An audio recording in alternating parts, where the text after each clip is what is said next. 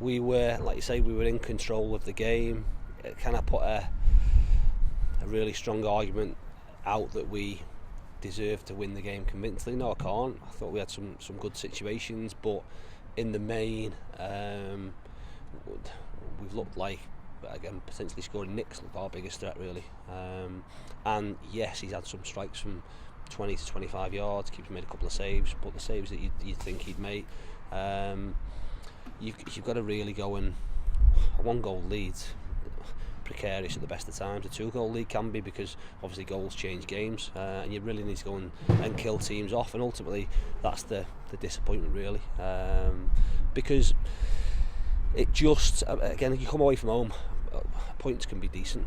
If you're gonna, like I say, if you could draw all your away games and win all your home games, you'd be champions. But it's not as easy to do that, and especially now we're in a situation where, when you're playing catch up and you're running out of games, we needed to get 3 points today, which we've not got.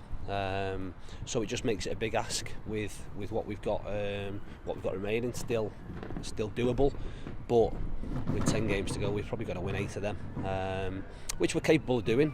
But like I say, today was one where you'll maybe look back in a little bit of regret and say we should have won that. And to be honest, if you look over the course of the season, without sort of reflecting on it too early, that's been our, not weak point, but our down point, really. We've drawn games away from home that we should have won. In fairness, we've lost games away from home that we should have won, and we really need to have that real killer mentality when it happens. Which, in fairness, we did when we went to Solihull, and the joy and the feeling after that game was massive. If we'd have hung on and won today 1-0, it potentially would have been the same, but we just needed to do a little bit more to win and go and get that second goal. It was a game, I guess, of fine margins in the end. What was your thoughts on both the Boreham Wood penalty decision and the one that we had turned down for Nick Horton early in the second half? It's difficult to say. I think Nick's one's probably closer to us. It's more, the referee had said, a coming together of legs. Again, my initial thoughts was that it was a penalty, but it's not been given. On their one, I think you give the referee a decision to make. Again, if one of my strikers was bearing down on goal and they were in front of a defender and I felt any touch, I'd be wanting to hit the deck, because ultimately you've got to make a decision, a referee make a decision, and he gave them a penalty. I'm more disappointed with the fact that Jay saved the penalty, and he's relying on people.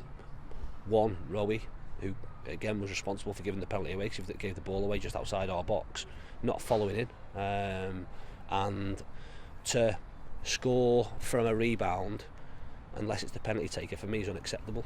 There's no way any of their team should want to get to that ball in front of us, and that's my biggest, my bigger annoyance, if you like, regardless of whether you think it is or it isn't a penalty.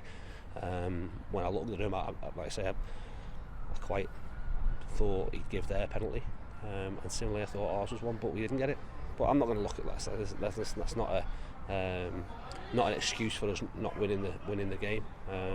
We have to do more. We can control what we can control. We said that before. We can't control what decisions referees give. We can control following the ball in, and making sure we get there in front of their attacker, who was a centre back.